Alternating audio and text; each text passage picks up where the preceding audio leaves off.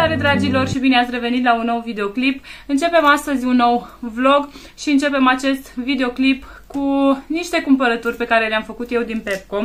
Am cumpărat câteva chestii și am zis să vă arăt și vouă de ce nu. Am aici punguța în care am cumpărat câteva lucruri. Am să le las aici jos să-mi fie mai ușor să le iau. Aveau ceva reduceri faine pe la Pepco cu produse de Crăciun și toate astea, dar vă spun sincer că nu mă mai tentează să cumpăr acum în perioada asta. În perioada sărbătorilor sunt înnebunită să cumpăr tot felul de chestii, dar acum chiar dacă sunt la reducere nu mai simt nevoia să cumpăr lucruri de Crăciun, pentru că sunt convinsă că până la anul o să-mi schimb câteva din idei și de aia nici nu am vrut să insist pe treaba asta și nu am cumpărat, dar vreau să știți că sunt ceva reduceri pe la Pepco cu decorațiuni de Crăciun, ce mai au, bineînțeles că nu mai sunt așa de multe chestii, dar dacă mergeți în perioada asta pe la Pepco o să găsiți câteva chestii interesante, de ce nu. Am luat aici o perniță super faină, este așa de un roz pal, am luat-o să o pun în patul Ștefaniei și a fost 16 lei, e foarte frumoasă și foarte moale, îmi place super mult. E drăgălașă, mie îmi plac foarte mult pernele, să le pun peste tot, să decorez cu ele și așa mai departe. Și mi-a plăcut foarte mult și pernița asta, de aceea am și luat-o. Și am mai luat o pătură care a fost la reducere, este de 1,30 m pe 1,70 de cm pe 1,70 de cm și a fost redusă de la 27 de lei la 18 lei și este tot așa de un roz pal și pe aceasta vreau să o pun tot în patul Ștefaniei, să îi aranjez frumos. Am mai luat aici o bluziță pentru Octavian de mărimea 128. Aceasta a fost 21 de lei. Este un crem, ceva așa, are aici un buzunar negru. E tare drăgălașă și e destul de groasă, e numai faină pentru vremea asta de acum rece de afară. Am luat aici niște clame. Am mai luat un set de clame, astea au fost 3 lei. Am mai luat un set, dar le-a desfăcut Ștefi și le-a pus în păr, s-a jucat ea cu ele. Am luat aici un prosop pentru baie, care a fost 10 lei. E un material drăguț așa, pare ok, calitativ, destul de ok pentru 10 lei. Aici am luat un set de mănuși, tot pentru Ștefi. Au fost 6,50 lei amândouă. Am luat așa o pereche neagră și una gri. Am luat aici un set de 2 rame foto.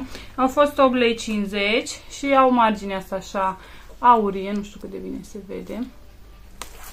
Vreau să le pun eu pe aici, pe undeva. Acum, după ce am scos decorul de Crăciun, mi se pare totul așa de gol și de simplu și de... Îmi place, nu îmi place să fie...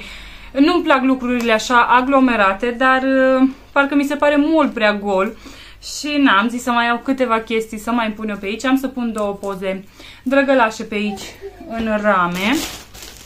Am mai găsit aici chestia asta care mi-a plăcut super mult. Are marginea asta aurie, floricica, înăuntru sunt ceva pietricele albe și ea e transparent așa. Plantă decorativă, o să o pun pe undeva pe aici. Îmi place super mult și a fost doar 8,50 lei. Era singura, de acolo n-am mai văzut alta. Am mai luat 2 plante tot așa decorative. Am luat una neagră și una gri și au fost 4 lei și 4 lei. Au fost 4 lei bucata. Am mai luat o lumânare care arată cam așa, nu știu cât de bine se vede acolo la voi. Asta a fost 10 lei. Și am mai luat încă 3 lumânări pe care vreau să le pun aici în living. Luat așa.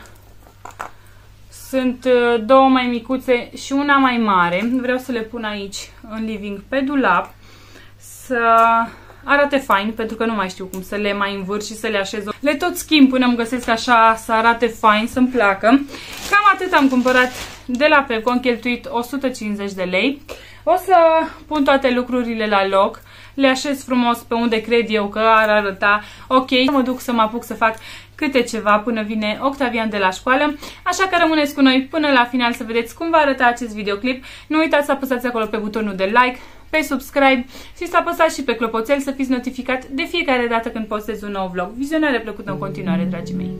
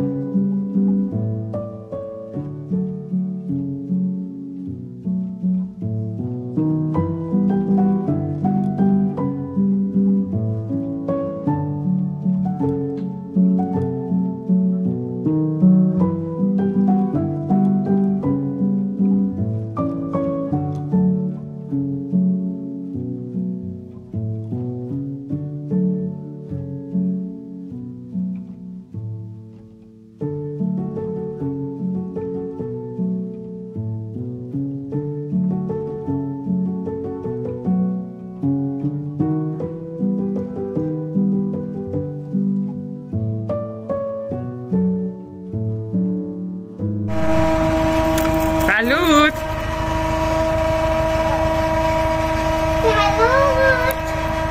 Ne-au ajuns lemne, le-am comandat o parte din ele pentru acoperiș, trebuie să ne mai vină o tură. Și acum vor să le bage la loc. A golit lemnele aici în curte la noi și a făcut meșterul Dorel aici și o lucrare. N-a dat destul de în față cu mașina și ne-a stricat aici peretele și la garaj. Și Iubi are lucrare nouă, așa că Iubi, ai de lucru aici. Uite cum a stricat acolo. A rupt. A făcut-o praf.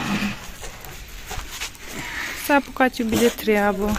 E frig afară, nu știu câte sunt, vreo minus 6-7 grade. Da, minus 7 sunt. Dar trebuie băgate și astea să le punem acolo sus. Spor la treabă, iubire, mă duc în casă că mi-e frig. Mi-am făcut aici o cafea și mă uitam pe geam că mai iau băieții de băgat lemnele mari, cred.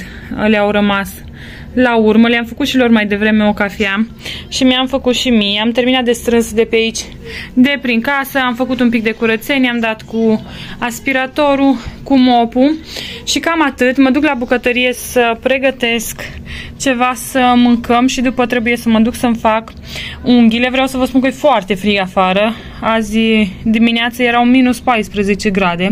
Acum pe zi cred că e mai ok. Nu știu, cred că sunt vreo minus 6-7 grade, așa ceva. Mă gândesc eu că e afară, nu m-am uitat câte grade sunt cu minus, dar oricum e foarte, foarte frig. Și săracii trebuie să tragă de lemnele alea să le bage la loc, pentru că le-a pus până acolo în poartă și n-avea cum, că le lăsam pe beton acolo până la urmă, dar sunt prea în poartă și nu se mai închide poarta, așa că a trebuit să le așeze, să le pună la loc.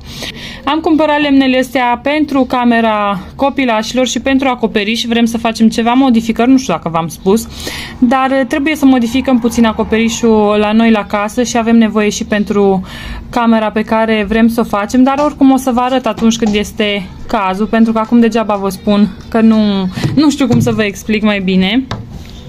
Și-a băut și Ștefi laptele. Unde, iubita? Mai ai lăptic? Facem nani? Nu ești obosită? Nu. Salutare!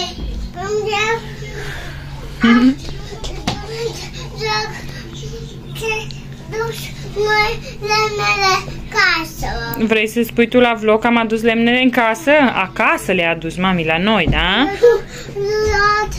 Lemnele casă. Vrei să faci tu vlog? Da. Da, cu telefonul tău? Da. No, bine, hai să ți-l dau să faci și tu vlog, da? Dacă noi sunăm casă, noi lemne că facem noi Ce le-ai spus mami la vlog?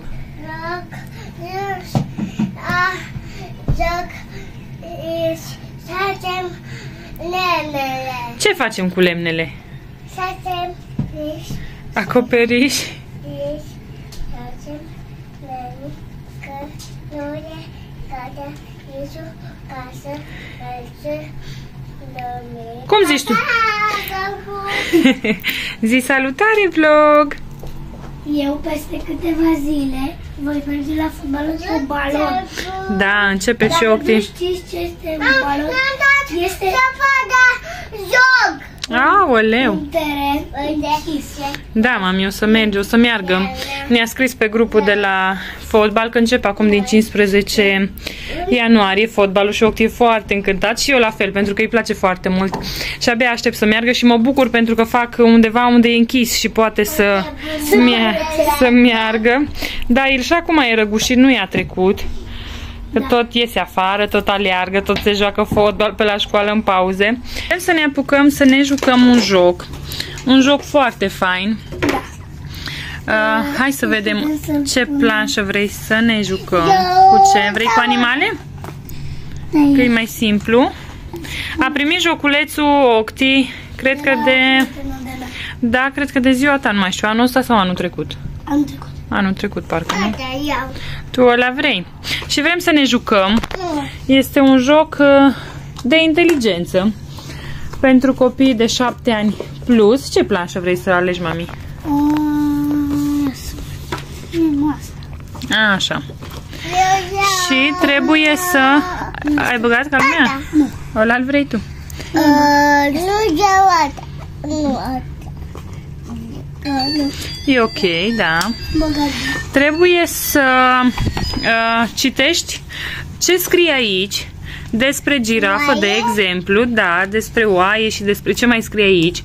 Trebuie să citești ce scrie aici, da, e girafă și trebuie să pui pe girafă. Dacă se aude un sunet, înseamnă că răspunsul este corect. Dacă nu se aude nimic, înseamnă că nu ai răspuns corect. Da. Hai să vedem. Unde este canguru? Cangur, dar trebuie să și citim ce scrie despre cangur.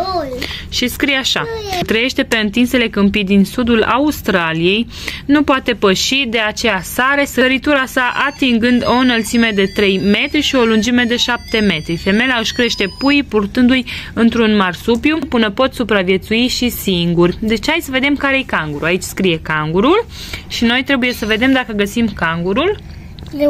Să avem răspunsul corect. Ia să vedem. Aici. Perfect! Răspuns corect! Exersăm între timp și să citim. Da. Hai. U S C A D E Musca de... C A S A. Perfect, mami, bravo! Musca de casă? Da, musca care ne buzuie pe noi toată ziua. Știu asta. Am ajuns acasă, am fost la unghiuțe, mi le-am făcut așa simple și faine, micuțe. N-am mai vrut să mi le fac așa mari, pentru că vroiam să le fac mai micuțe și mi-a venit și un colet. Am comandat o placă din aia de poți să-ți faci părul așa creponat, pentru că nu mai știu cum să-l fac să aibă volum, că niciodată nu stă cum vreau eu. Și am zis că poate cu placa asta o să-i fac ceva să fie mai cu volum.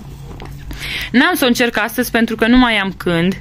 Cel mai probabil în vlogul următor o să mă vedeți cu părul creponat, dar o să vedem, sper să fie bună. Placă de păr ceramică zigzag de la Victronic. N-am vrut să-mi iau cine știe ce placă scumpă, pentru că nu o să o folosesc foarte mult, dar aveam nevoie de una când nu am volum la păr. Îmi fac așa pe dedesubt și mai prinde puțin volum. Să văd dacă pot să o scot. Așa. E drăgălașă, micuță, simplă. Are aici butonul de pornire. Imediat, mama. O să o încerc, dar v-am spus nu acum, pentru că s-a făcut destul de târziu. O să închei și videoclipul aici. O să ne auzim noi cu drag pe data viitoare. Vă mulțumesc tare, tare mult că ne-ați urmărit până la final. O să ne vedem cu drag pe data viitoare. Pupici mulți, pa, pa! Pupici mulți, pa, pa! Pa, pa!